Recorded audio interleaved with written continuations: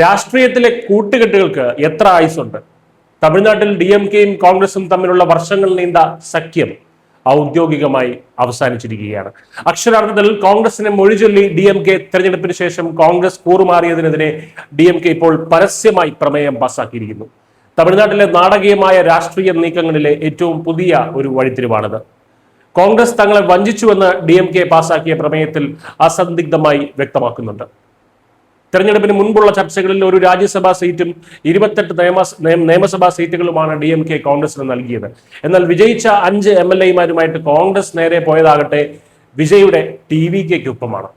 DMK പ്രവർത്തകരുടെ വിയർപ്പിന്റെയും കഠിനാധ്വാനത്തിന്റെയും ഫലമാണ് കോൺഗ്രസ് നേടിയ ഈ 5 സീറ്റുകളെന്നും എന്നിട്ടും അവർ കാലുമാറിയെന്നും പ്രമേയം ശക്തമായി കുറ്റപ്പെടുത്തുന്നുണ്ട് കോൺഗ്രസിനെ. നിലവിലെ അടിയന്തര സാഹചര്യങ്ങൾ വിലയിരുത്താനും നിർണായക തീരുമാനങ്ങൾ എടുക്കാനുമായി ഇന്ന് വൈകുന്നേരം 5:30 മുൻ മുഖ്യമന്ത്രി MK സ്റ്റാലിൻ DMK MLAമാരുമായിട്ടുള്ള യോഗം വിളിച്ചിട്ടുണ്ട്. ഈ രാഷ്ട്രീയ കൂറുമാറ്റങ്ങൾക്കും പ്രമേയങ്ങൾക്കും പിന്നിൽ തമിഴ്നാട്ടിൽ TVK ഉണ്ടാക്കിയ വലിയ ഓളമാണെന്ന് നമുക്കറിയാം. 234 സീറ്റുകളുള്ള തമിഴ്നാട് നിയമസഭയിൽ 108 സീറ്റുകൾ നേടി TVK ഏറ്റവും വലിയ ഒറ്റകക്ഷിയായി മാറി. എന്നാൽ സർക്കാർ രൂപീകരിക്കാൻ ആവശ്യമായിട്ടുള്ള കേവല ഭൂരിപക്ഷം അവർക്കില്ലതാനും.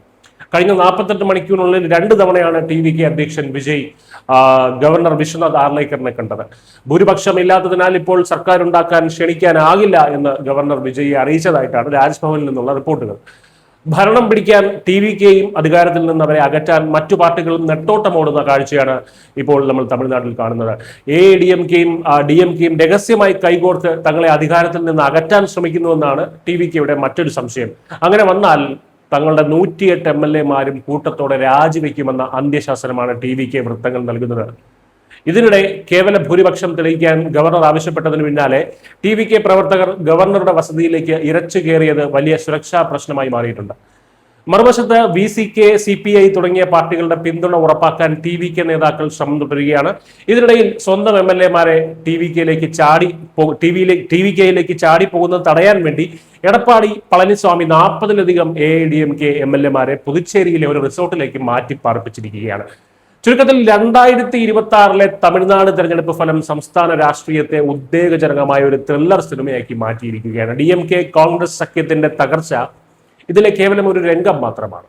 സഖ്യങ്ങൾ മാറിമറിയുന്ന ഈ രാഷ്ട്രീയ കാലാവസ്ഥയിൽ വിജയ് തമിഴ്നാടിന്റെ മുഖ്യമന്ത്രിയാകുമോ അതോ DMKയും AIADMKയും ചേർന്ന് പുതിയ തന്ത്രങ്ങൾ മെനയുമോ എന്ന് വരും മണിക്കൂറുകളിൽ വ്യക്തമാകും. മലയാളം.